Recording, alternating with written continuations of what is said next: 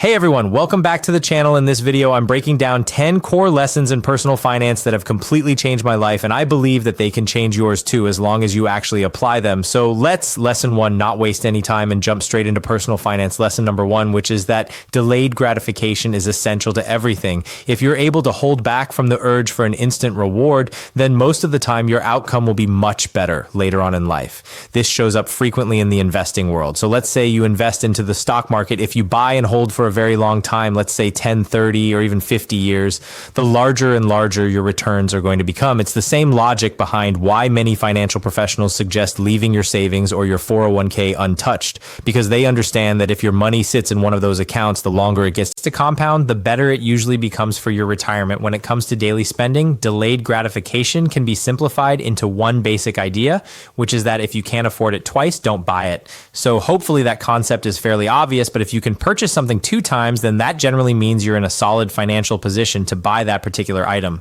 For example, let's imagine you want to purchase something priced at $500, so maybe a new Xbox or PS5, and you're able to afford it once, but the thought of a purchase that's over $1,000 feels a bit intimidating. That's where I'd argue you probably can't afford the $500 purchase to begin with, because if the $1,000 purchase makes you uneasy, then it's likely not a smart move. Delayed gratification also improves your decision making. I've noticed that whenever you're faced with a decision, and especially if it's a major life choice, such as switching careers, if you zoom out 10 or 20 years, the situation usually becomes far clearer. So I clearly remember a moment at work that I experienced. So I was working in the monetization division at a mobile video game company, and I wanted to move into marketing because they offered a higher base salary for their team members. The short-term mindset in me wanted the extra income of 10 or 20K by moving into marketing and working roughly the same number of hours. But then I thought, okay, if I zoom out 10 or 20 years, I didn't actually want to be working in marketing decades from now, so it didn't really make sense for me. So if you can combine long-term thinking with delayed gratification,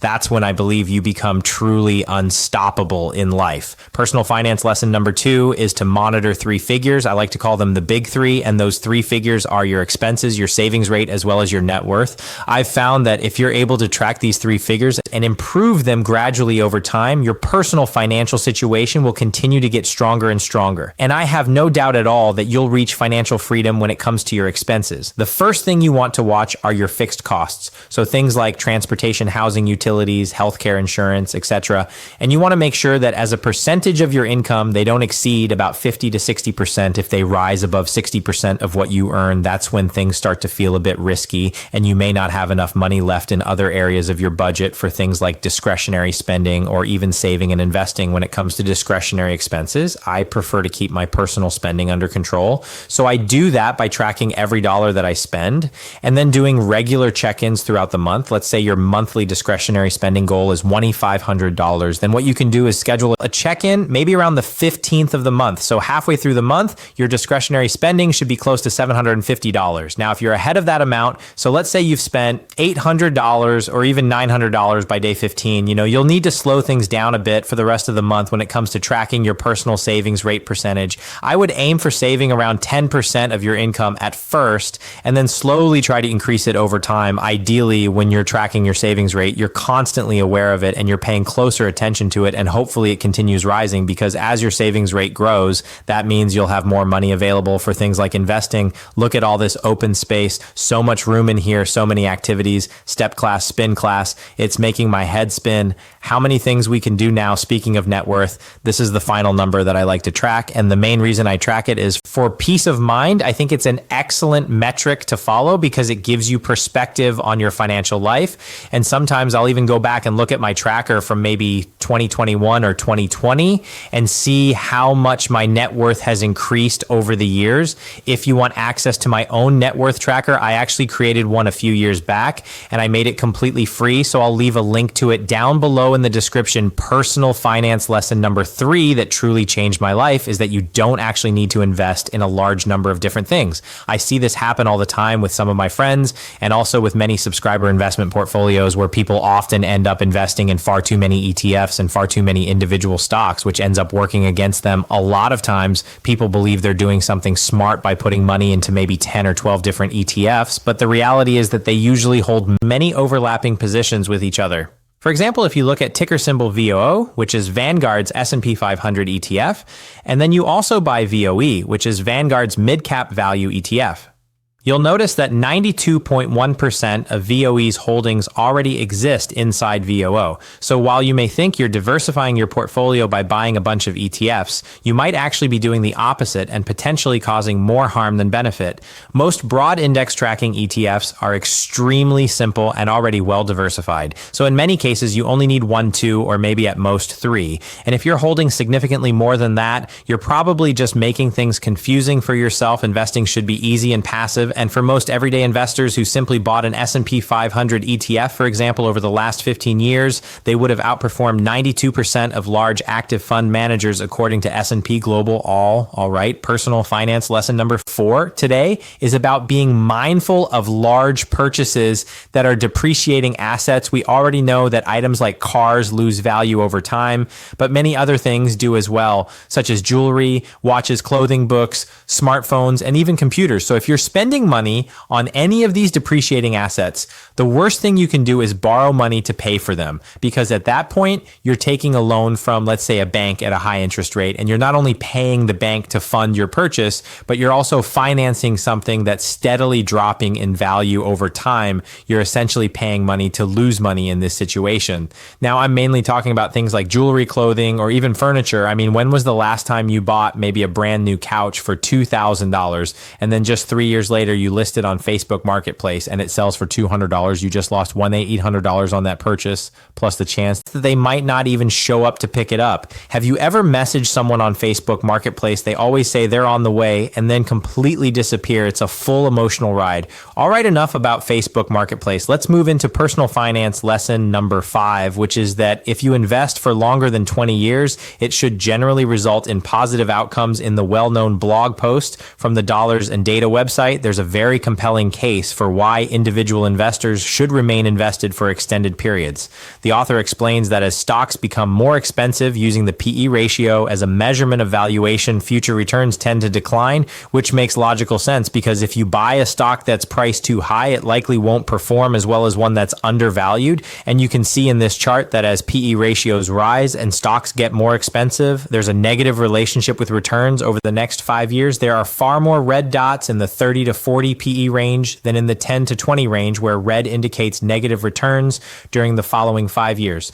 But what's interesting is that when you extend your holding period, you can see that over time, 5, 10, 15, 20, 25, and beyond, the amount of red dots slowly fades away. The author writes that, quote, over any 20-year period, U.S. stocks have not experienced real negative returns when dividends are included, and over 30-year periods, returns have generally converged, even with some variation. So essentially, the message is that if we want to build wealth consistently, we should continue buying into the stock market as long as our time horizon exceeds 20 years. It's very unlikely that we'll lose money. Many people believe the market is too expensive, and because of that, they avoid investing altogether. The author shared a powerful example to highlight this point. For instance, if you search stock market overvalued 2012 on Google, you'll find countless articles explaining how investors at the time believed markets were overpriced by roughly 50%. But if you look at the S&P chart in 2012, it was trading around the 1400 level. And if you had accepted that belief back then, you would have missed substantial gains over the last 10 years. Personal finance lesson number 6 is that saving money matters a lot. Yes, but early on, it's the most critical thing. Something that isn't obvious to many people is that they believe earning money comes from how well their investments perform or how successful their business venture turns out. But when you don't have much wealth yet, what you should actually be doing instead is saving aggressively, saving with consistency and intensity. And the purpose of this is to build an initial nest egg that can compound for you later, so your money begins to work on its own. Famously, that first 100K is usually made up far more from savings than from investment gains. If we look at this calculator from the 4-Pillar Freedom blog, you can see right here that if you save $13,000 per year for 6 years and earn a 7.5% return, you'll end up with $101,000 after 6 years. But the interesting part is that 77% of that 101K comes directly from savings in another scenario. Let's say you save 10K per year and earn an even higher return, around 10%. It would take 7 years at that return, but savings would still represent 67% of your total $104,000 balance at the end. With compound interest, we all know that the hardest part is at the beginning. All the resistance happens early on, so if you're able to save money when you have very little, every dollar becomes far more valuable to you later because it's actively working working and compounding for you. There really isn't a shortcut to getting past that initial phase. Building your first nest egg simply requires a lot of discipline, saving, and consistency. So if you're just starting out, stay patient and keep going. Personal finance lesson number 7 that changed my life is that investing should feel boring. You probably won't become wealthy by day trading, but what does build wealth over the long run is buying and holding something like an index fund and then basically leaving it alone. I want to share a short clip with you from my podcast featuring the Psychology of Money author Morgan Housel, and it's brilliant. Your book showed me that successful investing is when you forget the password to your investment account. Yeah, that's exactly right. I don't think you phrased it that way in the book, but when I lose my investment account password, I actually feel proud because it means I haven't checked it in a long time.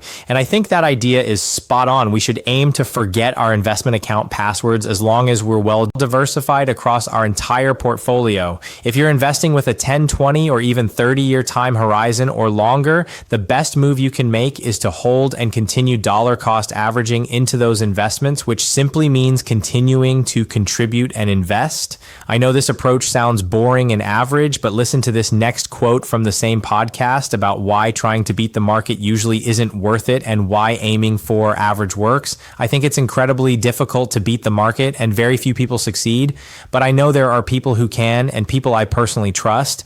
The reason I don't invest with them isn't because I doubt it's possible. It's because the thing I want to maximize in my investments is endurance. If I can earn average returns for an above average amount of time, it will lead to a level of success that will literally place you in the top 5% of investors. So yes, there you go. Top 5% of all investors just by being average and doing boring things like investing in an index fund and then stepping away. Personal Finance 8 today is about not focusing on your peers, not in life in general. You should absolutely pay attention to them, but don't compare your progress to others. Personal finance is a long-term journey, and it's easy to start comparing yourself to people around you, like your friends, coworkers, or even those your same age. And with social media today, it's constantly right in your face. But it's important to remember that everyone is moving along their own path, and your financial situation could be very different from someone else's, and your goals are likely completely different too. And as for people on social media, don't put much weight into it. You have no idea what's actually happening behind the scenes. They're only showing the best moments of their lives. The truth is, no one is going to walk up to you and show you their bank account and say, look how much money I have. You should feel bad about yourself. That's not how life works. Comparing yourself to others only drains your time and mental energy, and that energy would be far better spent working on your own progress. Some people enjoy spending every dollar they earn. Some people enjoy saving nearly everything, and others fall somewhere in between. And when it comes to spending priorities, everyone values different things. It's easier said than done. But I've noticed that when I stop comparing myself to others, the number of impulse purchases I make also drops. Personal finance lesson number 9 today follows the same theme, and that is to avoid turning into the 30K millionaire. This is a term I first heard in Texas, and a 30K millionaire, according to Urban Dictionary, is someone who earns $330,000 per year, but behaves like they're making millions, for example. Take a look at this 30K millionaire driving a brand new BMW while still living with their parents, or someone who shows up to a club and pays for the VIP table and then can't afford any drinks because all their money went to the table. Classic 30K millionaire. The lesson here is that people who look like they have money usually don't actually have much money, and the people who truly have wealth rarely dress or act like it at all, according to research on millionaires. Most wealthy individuals live far below their means. That's how they became wealthy in the first place. One of the best quotes from the book, The Millionaire Next Door, is this quote: "If your goal is to become financially secure, you'll likely achieve it, but if your motivation is to earn money just to spend it on a flashy lifestyle, you'll never get there." It's a powerful reminder that by focusing on our own goals and living within our means, we're far more likely to reach financial freedom and financial security, which is probably the real goal. So don't become the 30K millionaire ever. Personal finance lesson number 10 that transformed my life is that what's risky for you may not be risky for someone else, and vice versa. Just like avoiding comparisons, don't follow someone else's choices just because they do it. Your risk tolerance and profile will almost certainly differ from, say, your neighbors. You need to ensure that any financial guidance or advice you take from anyone is filtered through your own critical thinking and that it truly fits your situation. General advice isn't one size fits all. And even on this channel or any other YouTube channel you follow, you should always apply a filter, asking yourself, is this right for me? I don't mind if you get ideas, inspiration, or starting points from online sources, sources, your friends, wherever you collect information, that's fine. But make sure anything you actually implement in your life is thought through. All right. So those were my top 10 personal finance lessons. Let me know your thoughts in the comments. You might also want to check out this video right here. It covers 21 money lessons everyone should know to become financially literate. Make sure to hit the subscribe button down below. It takes just 0.1 seconds, and I'll see you in the next video or that video. All right. Peace.